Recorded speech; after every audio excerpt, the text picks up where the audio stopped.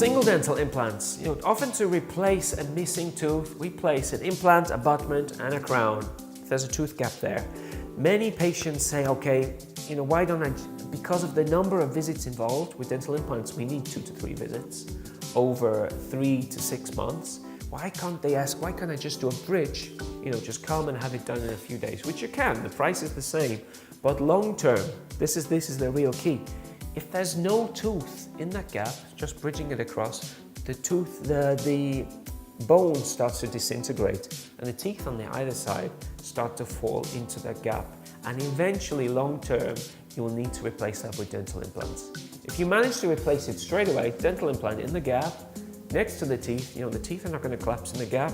The bone has a reason to stay there, as it stays around the new dental implant, and the look and the feel is exactly as you have with normal teeth.